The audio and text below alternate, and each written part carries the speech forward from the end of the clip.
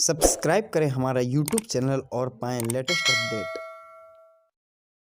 नमस्कार फ्रेंड्स, स्वागत है आपका हमारे यूट्यूब चैनल जीकेएस क्लासेस में। फ्रेंड्स, आज मैं लेके आया हूँ आपके लिए जीव विज्ञान। ठीक है, क्या जीव विज्ञान दिख रहा होगा आपको। तो जीव विज्ञान के बारे में चर्चा करेंगे। फ्रेंड्स, यदि आप हमारे वीडियो में नए हैं तो प्लीज़ सब्सक्राइब कीजिए चैनल को, जिससे हम आपको लेटेस्ट वीडियो या आपके पास जितनी भी वीडियो मैं अपलोड करूँ तो नोटिफिकेशन आपको प्राप्त हो सके। ठीक है फ्रेंड्स, इसके सारे पार्ट आपको प्रोवाइड कराए जाएंगे, ठीक है, एक ही समय में। उसके बाद फ्रेंड्स आपको मैराथन भी मिल जाएगी, फिर इसके क्वेश्चन भी प्रोवाइड कराए जाएंगे। ठीक है फ्रेंड्स, तो देखिएगा, समझ लें। पहले क्वेश्चन कह रहा है जीव विज्ञान क्या है। ठीक है फ्रेंड्स, क्या कह रहा है, जीव विज्ञान क्या है, व्हाट इज बायोलॉजी। तो आप एक बात ध्यान दीजिए, परिभाषा समझ लीजिए पहले। जीव विज्ञान को अंग्रेजी में बायोलॉजी कहा जाता है। ठीक है फ्रेंड्स, जीव विज्ञान को अंग्रेजी में क्या कहा जाता है, बायोलॉजी कहा जाता है।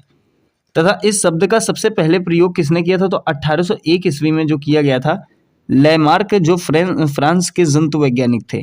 कहने का मतलब है सर्वप्रथम किसने प्रयोग किया था, तो लेमार्क ने किया था। लेमार्क कौन थे, तो ये फ्रांस के जंतु वैज्ञानिक थे। ठीक है फ्रेंड्स, तो ये दो तीन क्वेश्चन आपकी समझ में आ गए होंगे। देखिए क्वेश्चन दोबारा समझिए। क्वेश्चन कहता है इस बायोलॉजी शब्द का प्रयोग सर्वप्रथम किसने किया, तो लेमार्क ने किया। कहाँ के थे, तो फ्रांस के थे। कब किया था, तो 1801 ईस्वी में किया गया। अगर फ्रेंड्स संक्षिप्त में कहूँ एक छोटी सी लैंग्वेज में, ठीक है, तो आप कह सकते हो ये विज्ञान की वह शाखा है जिसके अंतर्गत जीवधारियों का अध्ययन किया जाता है। ठीक है फ्रेंड्स, इतना बोल सकते हो। अभी आपने ये समझा कि 1801 ईस्वी में लेमार्क, जो फ्रांस के जंतु वैज्ञानिक थे, उन्होंने किया था।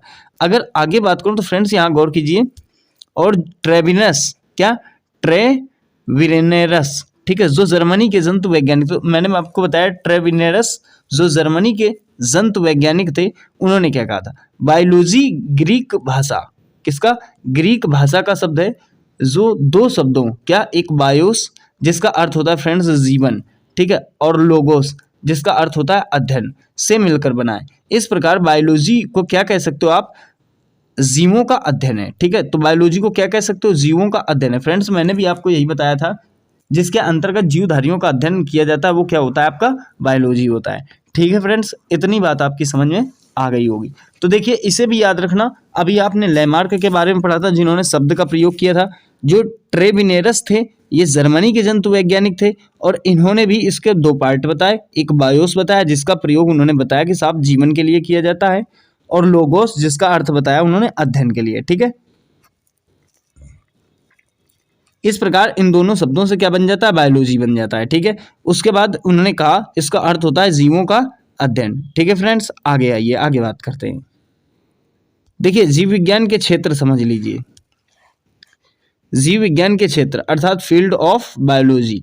ठीक है, अब यहाँ पर मैंने आपको बताया फील्ड ऑफ बायोलॉजी। तो देखिए, जीव विज्ञान को अध्ययन की सुविधा से दो क्षेत्रों में विभाजित किया गया है। ठीक है, तो सबसे पहला क्षेत्र आपका प्राणी विज्ञान है, जिसे आप जूलॉजी कहते हो। ठीक है, तो प्राणी विज्ञान में अगर मैं चर्चा करूं तो सबसे पहले आप फ्रेंड्स क्या देखेंगे, प्राणी विज्ञान देखेंगे। ठीक है, तो देखिए यहाँ पर बताया गया है प्राणी विज्ञान के अंतर्गत आपको जीव विज्ञान की वह शाखा जिसके अंतर्गत सभी प्राणियों की पोषण, उत्पत्ति, विकास, उन पर वातावरण का प्रभाव, जीवन संबंधी क्रियाएं, प्रजनन, मृत्यु आदि का विस्तृत अध्ययन किया जाता है, उसे प्राणी विज्ञान कहते हैं।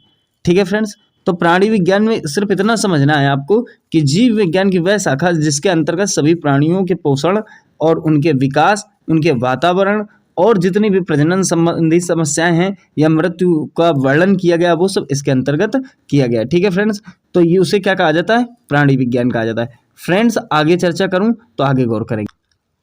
देखिए, आगे यहाँ पर देखना है प्राणी विज्ञान के जनक। ठीक है, प्राणी विज्ञान के जनक कौन है फ्रेंड्स, अरस्तु हैं। ठीक है, कौन है, अरस्तु हैं। ये क्वेश्चन आपसे पूछ सकता है कि प्राणी विज्ञान के पिता कौन है, जनक कौन है, तो अरस्तु हैं, जिन्होंने प्राणी विज्ञान के संबंध में अपनी पुस्तक लिखी, जिसका नाम है, देखिए यहाँ पर नीचे नाम प्रोवाइड कराया है मैंने आपको। ठीक है, उस नाम पे गौर कीजिए। देखिए यहाँ पर लिखा हुआ है हिस्टोरिया एनिमेलिया। ठीक है, हिस्टोरिया एनिमेलिया, देखिए इंग्लिश में यहाँ पर भी लिखा हुआ है हिस्टोरिया एनिमेलिया। ठीक है, तो ये बात आपको गौर करना है। ठीक है, ठीक है फ्रेंड्स, आपको ये बात ध्यान रखनी।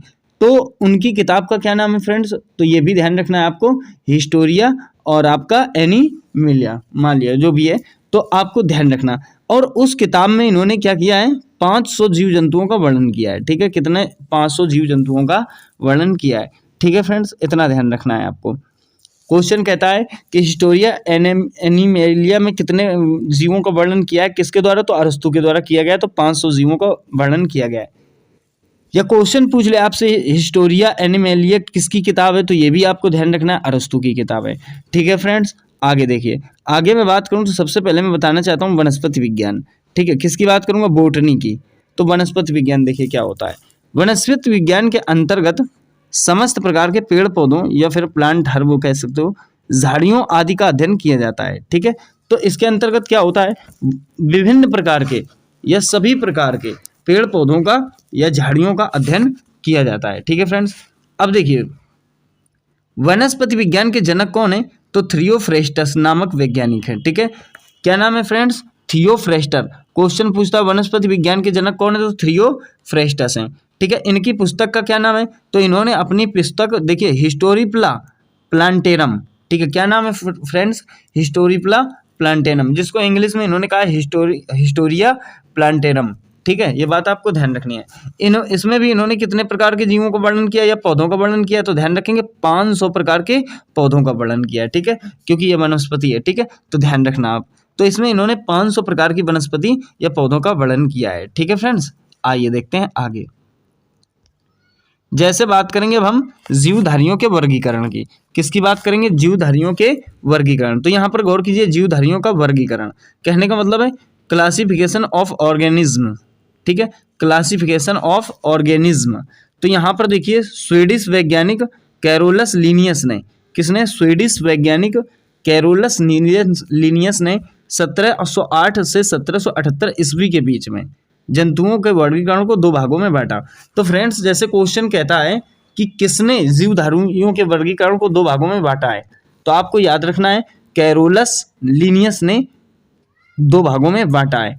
तो अब देखिए वो भाग कौन से हैं फ्रेंड्स? एक देखिए जंतु जगत है, कौन सा? एक आपका जंतु जगत है और एक आपका पादप जगत है। ठीक है फ्रेंड्स, तो किसने 2 भागों में बांटा है? कैरोलस लीनियस ने 2 भागों में बांटा है। कौन कौन से भाग हैं उसके? जंतु जगत और पादप जगत। तो फ्रेंड्स, ये दोनों चीजें आपको ध्यान रखनी है। आगे चर्चा करते हैं। एक बात और याद रखनी है फ्रेंड्स, एक बात और याद रखनी है। किसके बारे में? तो कैरोलस लीनियस के बारे में। वो मैं ये बताना चाहता हूँ, इन्होंने एक किताब लिखी थी। ठीक है, इन्होंने एक किताब लिखी थी, उसका नाम था सिस्टमा नेचुरल। ठीक है, तो उस किताब में जो है संपूर्ण जीवधारियों को इन्होंने 2 भागों में बांटा है। कहने का मतलब संपूर्ण जो 2 भागों में ये बांटा गया है ना, मैंने आपको बताया 2 भागों में बांटा गया है, ये उनकी एक किताब है। ठीक है, क्या बताया मैंने आपको? Systema natural. तो उसमें जो है इन्होंने 2 भागों में बांटा गया है। लीनियस ने वर्गीकरण की जो प्रणालियां शुरू की ना, उस प्रणालियों के आधार पर ही इनको आधुनिक वर्गीकरण का पिता कहा जाता है। ये बात आप ध्यान रखेंगे। कहने का मतलब फादर ऑफ मॉडर्न टैक्सोनॉमी। अगर क्वेश्चन कहता है आधुनिक वर्गीकरण का पिता किसे कहा जाता है, तो फ्रेंड्स याद रखेंगे कैरोलस लीनियस को ही कहा जाता है। इनकी किताब का नाम मैंने बताया आपको सिस्टमा नेचुरल। उसके बाद ध्यान रखेंगे कि आधुनिक वर्गीकरण का पिता, या फिर कह सकता है आपसे question father of modern taxonomy. तो फ्रेंड्स इस बात को भी आप ध्यान रखेंगे। ठीक है, आइए आगे चर्चा करते हैं। देखिएगा फ्रेंड्स, यहाँ पर दर्शाया गया है आपके सामने जंतु जगत। ठीक है, क्या दर्शाया गया? जंतु जगत। मैंने उसके 2 पार्ट बताए, उसी का देखिए, या फिर कह सकते हो आप एनिमल किंगडम। ठीक है, तो कैरोलस लीनियस नामक वैज्ञानिक ने जंतु जगत में जो एक स्थान से दूसरे स्थान पर आ जा सकते हैं, कहने का मतलब है जंतु जगत के अंतर्गत वो चीजें आएंगी जो अपना स्थान परिवर्तित कर सकें। ठीक है, एक स्थान से दूसरे स्थान पर आ जा सकते हैं तथा जिनका शरीर विखंडित तथा उनमें पादप से भिन्न गुण पाए जाते हों। कहने का मतलब है शरीर भी विखंडित हो और पादप से उनके अंदर भिन्न भी जो हो ना, वो मतलब भिन्न हो, जो उनके गुण हो ना वो भिन्न हो। ठीक है, ये बातें आपको ध्यान रखनी है फ्रेंड्स। आगे जैसे मैं बात करूं तो गौर कीजिएगा पादप जगत। क्या आया फ्रेंड्स? पादप जगत। तो पादप जगत को आप कह सकते हो, देखो जंतु जगत को एनिमल कह सकते हो, इसे क्या कह सकते हो? Plant kingdom. ठीक है, क्या कह सकते हो फ्रेंड्स? Plant kingdom. ये बात आपको ध्यान रखनी है। अब जैसे इसमें मैं बात करूंगा पादप जगत में सभी प्रकार के पेड़ पौधे वनस्पति तथा वे सभी छोटे छोटे पौधे शामिल किए जाते हैं या किए गए हैं जो अपना भोजन स्वयं बनाते हैं। ठीक है, ये बात याद रखना, जो अपना भोजन स्वयं बनाते हैं। किससे? तो सूर्य के प्रकाश वगैरह से या मिट्टी वगैरह से अपना भोजन, वही है इनका मुख्य रूप से भोजन। ठीक है फ्रेंड्स, तो ये बात आपको ध्यान रखनी है। जंतु जगत में किसका वर्णन किया जाता है? जो एक स्थान से दूसरे स्थान पर आ जा सकते हैं। ठीक है, जिनका शरीर विखंडित तथा उनमें पादप से भिन्न गुण पाए जाते हैं। पादप जगत क्या होता है फ्रेंड्स? पादप जगत में सभी प्रकार के पेड़ पौधे तथा वनस्पतियों का वर्णन किया जाता है। ठीक है, जो अपना भोजन स्वयं बनाते हैं। ये बात आपको ध्यान रखनी है। आइए आगे चर्चा करते हैं। गौर कीजिएगा, यहां देखिए आपके सामने है RH विटेकर का वर्गीकरण प्रणाली। ठीक है फ्रेंड्स, क्या? RH Whittaker classification system. ठीक है, तो ये आप देखिएगा।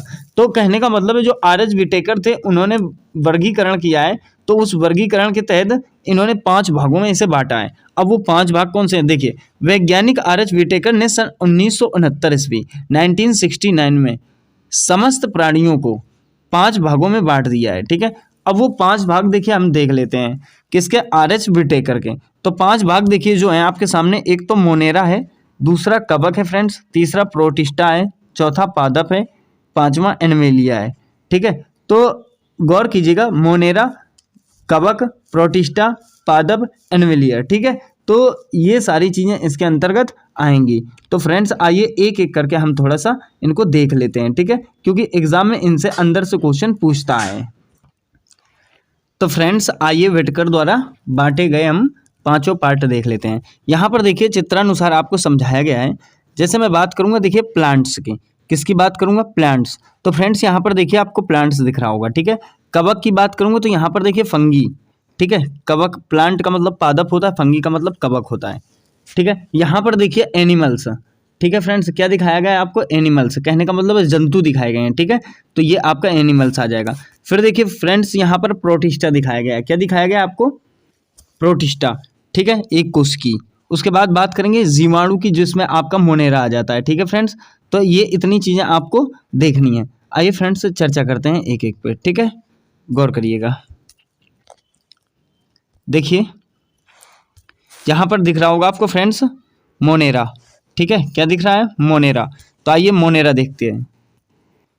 मोनेरा जगत में उन सभी प्राणियों को रखा गया है। कहने का मतलब मोनेरा जगत में उन प्राणियों को रखा गया है जो एक कोशिकी प्रोकैरियोटिक प्रकृति के होते हैं। ठीक है फ्रेंड्स, कहने का मतलब एक कोशिकी प्रोकैरियोटिक प्रकृति के होते हैं। अर्थात मैं बात करूं तो जीवाणु, और या फिर कह सकते हो आप साइनोबैक्टीरिया, या फिर कह सकते हो आर्कीबैक्टीरिया, ये सारी चीजें इसमें आ जाती हैं। तो देखिए यहाँ पर अर्थात इनमें सुविकसित अंग तथा केंद्रक का अभाव होता है। जैसे मोनेरा बैक्टीरिया। ठीक है, नील हरित शैवाल। ठीक है, मोनेरा बैक्टीरिया, नील हरित शैवाल। ठीक है, तो एक प्रकार बैक्टीरिया कह सकते हो या फिर ब्लू ग्रीन एल्जिया कह सकते हो। ठीक है फ्रेंड्स, उसके बाद देखिए आगे आदि सभी प्राणियों को शामिल किया जाता है। ठीक है, जो एक कोशिकी प्रोकैरियोटिक प्रकृति के होते हैं। क्वेश्चन फ्रेंड्स इतना कहेगा, एक कोशिकी प्रोकैरियोटिक प्रकृति के होते हैं तो कौन होते हैं? 4 ऑप्शन दे दे, मान लो आपको दे दे, एक मोनेरा दे दे, ठीक है, एक एनिमल दे दे, एक फंगी दे दे, एक आपको प्रोटिस्टा दे दे, कुछ भी दे सकता है। तो आपको फ्रेंड्स मोनेरा लगाना है। ठीक है, क्या लगाना है? मोनेरा। आइए फ्रेंड्स आगे देखते हैं। देखिएगा फ्रेंड्स, यहाँ बात करेंगे हम प्रोटिस्टा की। ठीक है, सेकंड नंबर पर किसकी बात करेंगे? प्रोटिस्टा की। कहने का मतलब है जगत में इस प्रकार के प्राणियों को शामिल किया गया है। ठीक है, तो जो एक कोशिकी हैं, कौन से प्राणियों को शामिल किया गया है इस जगत में फ्रेंड्स? जो एक कोशिकी होते हैं।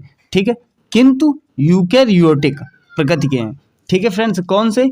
यूकैरियोटिक प्रकृति के हैं। आप गौर कीजिएगा, उसमें हमने क्या देखा था? उसमें हमने देखा था प्रोकैरियोटिक। किसमें? मोनेरा में। यही तो बताया था मोनेरा में मैंने आपको, मोनेरा में थे प्रोकैरियोटिक, और जो आपको प्रोटिस्टा में है ना, वो कौन से? आपके यूकैरियोटिक। दोनों चीजें याद रखनी है फ्रेंड्स। ठीक है, तो देखिए अर्थात इनमें सभी प्रकार के विकसित अंग होते हैं। ठीक है, उसके लिए आप दोबारा बैक करके इमेज देख लेना अगर फ्रेंड्स कंफ्यूजन हो तो। ठीक है, तथा एक स्पष्ट केंद्रक पाया जाता है। ठीक है, प्रोटिस्टा जगत की समस्त प्राणी जल थल में पाए जाते हैं। कहने का मतलब है ये जो होते हैं जल में भी रह सकते हैं और थल में भी रह सकते हैं। ठीक है, जैसे आप ले लो युगलीना या फिर पैरामीशियम। ठीक है, तो युगलीना भी हो सकता है और पैरामीशियम इसके फ्रेंड्स एग्जाम्पल हैं। ये बात आपको ध्यान रखनी है फ्रेंड्स। एक बात और बताना चाहता हूं मैं आपको, कि वैसे तो प्रोटिस्टा भी दो प्रकार के होते हैं, ठीक है, प्रोटिस्टा भी दो प्रकार के होते हैं। कहने का मतलब सूर्य के प्रकाश में स्वपोषित, एक तो क्या होते हैं सूर्य के प्रकाश में स्वपोषित एवं प्रकाश के अभाव में इतर पोषित भी होते हैं, ठीक है। एक स्वपोषित होते हैं और प्रकाश के प्रभाव में इतर पोषित होते हैं। इसके अंतर्गत मुख्यतः साधारणतया प्रोटोजोआ आते हैं, ठीक है, ये बात आपको ध्यान रखनी है। कौन आते हैं फ्रेंड्स? प्रोटोजोआ। ये एक अलग से बात मैंने आपको बता दी है। फ्रेंड्स आइए आगे देखते हैं। आगे अब हम बात करेंगे किसकी? तो प्लांट की, या फिर आप कह सकते हो पादप की। किसकी बात करेंगे फ्रेंड्स? प्लांट की बात करेंगे, ये बात आपको ध्यान रखनी है। अब जैसे प्लांट की बात करेंगे तो आप देख लीजिएगा, पादप जगत में उन सभी प्राणियों को शामिल किया गया है, ठीक है। पादप जगत में उन सभी प्राणियों को शामिल किया गया है जो रंगहीन, मल्टीसेलुलर कह सकते हो आप, उसके बाद तथा प्रकाश संश्लेषी उत्पादक जीव होते हैं। कहने का मतलब है पादप में कौन से शामिल होते हैं? उन सभी प्राणियों को शामिल किया जाता है जो रंगहीन, बहुकोशिकीय, प्रकाश संश्लेषी उत्पादक जीव होते हैं, ठीक है। अर्थात इनमें से समस्त प्राणी अपना भोजन स्वयं बनाते हैं। तो फ्रेंड्स पादप के अंदर जो पेड़ पौधे आते हैं ना, जैसे शैवाल, मांस, पुष्पी तथा पुष्पी बीजी पौधे इसी जगत के अंग होते हैं। ये सब जो है अपना उत्पादन खुद करते हैं, ठीक है। उत्पादक जीव होते हैं तो ये अपने लिए भोजन की व्यवस्था खुद करते हैं, ठीक है। किससे? तो प्रकाश संश्लेषण इनका एक मुख्य अवयव है। तो यहाँ पर आपको ध्यान रखना है। तो देखिए इनमें मांस, पुष्पी तथा अपुष्पी एवं समस्त प्रकार के पेड़ पौधों को शामिल किया गया है, ठीक है फ्रेंड्स। तो ये बात समझ में आ गई होगी पादप क्या होते हैं, ठीक है। बहुकोशिकीय तथा प्रकाश संश्लेषी होते हैं फ्रेंड्स। देखिए आपने पहले देखा प्रोकैरियोटिक, फिर देखा आपने यूकैरियोटिक, अब आपने देखा बहुकोशिकीय। तो ये बातें आपको ध्यान रखनी है फ्रेंड्स पादप के अंतर्गत, ठीक है। अब हम बात करेंगे 4th नंबर पे, जो आ जाएगा आपका क्या? कवक आ जाएगा, जिसे आप कहते हो फंगी, ठीक है। तो कवक आ जाएगा फ्रेंड्स। तो कवक देख लीजिएगा, देखिए इस जगत में यूकैरियोटिक तथा परपोषी जीवों को सम्मिलित किया जाता है। देखिए यूकैरियोटिक तथा परपोषी, फ्रेंड्स यूकैरियोटिक और ये परपोषी भी होते हैं, ठीक है, जो अपने भोजन के लिए किसी और पर आश्रित होते हैं। ये जो है अपने भोजन के लिए, मतलब अपना पेट भरने के लिए किसी और पर आश्रित होते हैं इस जगत में, मैंने आपको बताया, ठीक है। तो जिनमें अवशोषण द्वारा पोषण होता है, ठीक है। पोषण कैसे होता है फ्रेंड्स? तो अवशोषण द्वारा, कहने का मतलब एक दूसरे को अवशोषित करते हैं। तो ये बात आपको ध्यान रखना। ये सभी जो होते हैं ना इतर पोषी होते हैं, और ये परजीवी अथवा आप कह सकते हो मृतजीवी या मृतोपजीवी होते हैं, ठीक है। अगर क्वेश्चन पूछता है कि इनकी कोशिका भित्ति किसकी बनी होती है? किसकी? कवक की। तो फ्रेंड्स ये भी ध्यान रखना, इनकी कोशिका भित्ति जो बनी होती है ना, काइटिन की बनी होती है। यहाँ देखिए लिख कर दिया है मैंने, किसकी बनी होती है? काइटिन की। क्वेश्चन पूछता है कवक की कोशिका भित्ति किसकी बनी होती है, तो फ्रेंड्स याद रखना काइटिन की बनी होती है, ठीक है। आगे देखिएगा, तो यहाँ पर मैंने आपको बताया तथा परपोषी के रूप में अपना जीवन व्यतीत करके अपना पोषण करते हैं। आशा करता हूँ फ्रेंड्स ये बात आपको समझ में आ गई होगी, ठीक है। आगे बात करेंगे फ्रेंड्स, देखिएगा फ्रेंड्स यहाँ पर चर्चा करूंगा मैं एनिमल की, ठीक है, या फिर आप कह सकते हो एनिमलिया, ठीक है। तो दोनों चीजें एक ही होती हैं, ठीक है। तो यहाँ एनिमल कह सकते हो या एनिमलिया, ठीक है। तो देखिए एनिमल जगत में बहुकोशिकीय जंतु संभोजी यूकैरियोटिक जीवों को रखा गया है, ठीक है। किसको? तो बहुकोशिकीय एवं संभोजी यूकैरियोटिक को रखा गया है, जो उपभोक्ता होते हैं। क्या होते हैं फ्रेंड्स? उपभोक्ता होते हैं। तथा इन जीवों को मेट्रोजोआ भी कहा जाता है। फ्रेंड्स याद रखना, ये क्वेश्चन कई बार रिपीटेड है कि मेट्रोजोआ किसे कहा जाता है। अब मान लो पादप को, कवक को, जंतु को, या फिर फ्रेंड्स आपको प्रोटिस्टा दे दे, तो याद रखना फ्रेंड्स जो आपको मेट्रोजोआ कहा जाता है या मेटोजोआ कहा जाता है या मेटाजोआ कहा जाता है, तो ये ध्यान रखना आप क्या लगाएंगे? एनिमल को कहा जाता है, ठीक है। इनमें जेलीफिश, सितारा मछली और पक्षी, सरीसृप, स्तनधारी आदि कशेरुकी प्राणी होते हैं, ठीक है। अब देखिए इसमें आप सरीसृप, उभयचर भी कह सकते हो, स्तनधारी भी कह सकते हो फ्रेंड्स। तो ये सारी चीजें इसी के अंतर्गत आती हैं। अगर फ्रेंड्स मैं बात करूं ना जीवों के नामकरण की द्विनाम पद्धति, ठीक है, तो जो चीज इसमें नहीं बताई गई उस पर गौर कीजिए थोड़ा सा। तो याद रखना अगर द्विनाम पद्धति की बात करें, किसकी? द्विनाम पद्धति एक चीज होती है फ्रेंड्स, उसके बारे में थोड़ा सा आपको बताना चाहता हूं। तो गौर करिए, द्विनाम पद्धति सन 1753 ईस्वी की बात है। कब की है फ्रेंड्स? 1753 ईस्वी की बात है। तो 1753 में कैरोलस लीनियस, किसने फ्रेंड्स? कैरोलस लीनियस नाम याद रखना फ्रेंड्स, ठीक है। देखिए यहाँ लिखा हुआ है 1753 ईस्वी में कैरोलस लिनियस नामक वैज्ञानिक ने, जिन्हें वर्गीकी का जन्मदाता कहा जाता है फ्रेंड्स, किसे, तो वर्गीकी का जन्मदाता किसे कहा जाता है, कैरोलस लिनियस को, ठीक है, ने जीवों की द्विनाम पद्धति को प्रचलित किया, ठीक है। इस पद्धति के अनुसार क्या किया था उन्होंने, प्रत्येक जीवधारी का नाम लैटिन भाषा के 2 शब्दों से मिलकर बनता है, ये बात उन्होंने कही। पहला शब्द उन्होंने दिया, पहला शब्द वंश नाम दिया था जेनेरिक नेम, तथा दूसरी जाति का नाम दिया था स्पेसीज नेम, ठीक है। ये बात आपको याद रखनी है फ्रेंड। तो द्विनाम पद्धति हो गया, पहला क्या हुआ वंश नाम और दूसरा क्या हुआ जाति नाम, ये बात आपको ध्यान रखनी है फ्रेंड्स, ठीक है। उसके बाद उन्होंने वंश तथा जाति नामों के बाद उसे क्या कहा, वैज्ञानिक नाम लिखा जाता है, ठीक है। तो ये बात आपको ध्यान रखनी है। उसी के अंतर्गत तो इन्होंने मानव का नाम क्या किया था, होमो सैपियंस लिया था, ठीक है, होमो सैपियंस मानव का नाम, ठीक है। और अगर मैं वास्तव में बात करूं तो होमो उस वंश का नाम है जिसकी एक जाति सैपियंस है, ठीक है। अब जैसे मनुष्य का नाम क्या हुआ है, होमो सैपियंस, ठीक है। और मेढक का नाम राना टिग्रीना, बिल्ली का नाम फेलिक्स डोमेस्टिका, कुत्ते का नाम कैनियस फैमिलियरस होता है, ठीक है ना, गाय का नाम बॉस इंडिकस होता है, ठीक है। तो ये सारी चीजें होती हैं ना, जैसे अगर मैं गेहूं की बात करूं तो ट्रिटिकम ऑस्टिवियम, ठीक है। तो ये सारी चीजें उन्होंने दी थी, किसने, तो कैरोलस लिनियस ने फ्रेंड्स, ये बात आपको ध्यान रखनी है। चलिए फ्रेंड्स आगे हम इसके पार्ट को देख लेते हैं, ठीक है। देखिएगा फ्रेंड्स, अब हम देखेंगे जीव विज्ञान की कुछ शाखाएं और उनके जनक, ठीक है फ्रेंड्स, जीव विज्ञान की कुछ शाखाएं और उनके जनक। तो देखिए फ्रेंड्स एक एक करके आप गौर करते चले जाना, ये समझ लो, पढ़ा तो होगा आपने, थोड़ा सा रिवीजन टाइप का हो जाएगा, अगर नहीं भी पढ़ा तो डीपली देखना आप, ठीक है। तो यहाँ पर देखिए शाखाएं एक तरफ हो गई और एक तरफ हो गए फ्रेंड्स आपके जनक हो गए, ठीक है। अब जैसे मैं चर्चा करूंगा यहाँ पे, तो देखिएगा आपके सामने दिख रहा होगा जीव विज्ञान। जीव विज्ञान क्या हो जाएगा, बायोलॉजी, जो जिसके जनक कौन है फ्रेंड्स, अरस्तु हैं, ठीक है। तो बायोलॉजी के कौन, अरस्तु हैं, पीछे बता चुका हूँ। बोटनी के कौन है, जिसे आप वनस्पति विज्ञान कहते हो, थियोफ्रेस्टस, ठीक है। बोटनी के कौन है, थियोफ्रेस्टस, ये भी पीछे बता चुका हूँ फ्रेंड्स। अगर मैं बात करूँ अनुवांशिक, जिसे जेनेटिक्स बोलते हैं, उसके ग्रेगर जॉन मेंडल हैं, ठीक है। तो देखिए जीव के कौन हो गए, अरस्तु हो गए, वनस्पति के कौन हो, थियोफ्रेस्टस हो गए, अनुवांशिकी के कौन हो गए, ग्रेगर जॉन मेंडल हो गए। कोशिका विज्ञान का, साइटोलॉजी का कौन हो गए, रॉबर्ट हुक हो गए। कोशिका विज्ञान के कौन हो गए, रॉबर्ट हुक हो गए। आगे फ्रेंड्स देखिएगा, आगे देखिएगा, कोशिका विज्ञान बताया मैंने, रॉबर्ट हुक, ठीक है। पादप शारीरिकी के कौन है, तो एन ग्रीव, ठीक है फ्रेंड्स। जंतु विज्ञान के भी आपके अरस्तु हैं, ठीक है। वर्गीकी टेक्सोनॉमी लीनियस हो गए, ठीक है फ्रेंड्स। उसके बाद देखिएगा चिकित्सा शास्त्र, मेडिसिन, हिप्पोक्रेटस, ठीक है। जीवाणु विज्ञान, लिवेन हॉक। सूक्ष्म जीव विज्ञान आपको ध्यान रखना है, लुई पास्चर। फ्रेंड्स जीवाणु विज्ञान को कई बार एग्जाम में रिपीट किया गया है, लिवेन हॉक। वैसे तो जितने भी हैं सारे रिपीटेड हैं, ठीक है फ्रेंड्स। तो इसमें आपको जितनी ज़्यादा हो सके उतनी ज़्यादा मेहनत करना, एक बार अगर समझ में आए 2 बार रिपीट करो, हर हाल में याद हो जाएगा, ठीक है फ्रेंड्स। आगे देखिए, आगे बात करेंगे फ्रेंड्स हम जीव विज्ञान की शाखाओं पे, ठीक है। किसकी बात करेंगे, जीव विज्ञान की शाखाएं, ब्रांच ऑफ बायोलॉजी। तो देखिए ब्रांच ऑफ बायोलॉजी के अंडर देखिएगा आप, सबसे पहले हम बात करेंगे एपी कल्चर की, ठीक है फ्रेंड। किसकी बात करेंगे, एपी कल्चर की। एपी कल्चर का मतलब क्या, वो मधुमक्खी पालन का अध्ययन किसके अंतर्गत किया जाता है, एपी कल्चर के अंतर्गत। सेरीकल्चर की बात करूं तो रेशम कीट का पालन का अध्ययन होता है, वो सेरीकल्चर के अंतर्गत किया जाता है, ठीक है।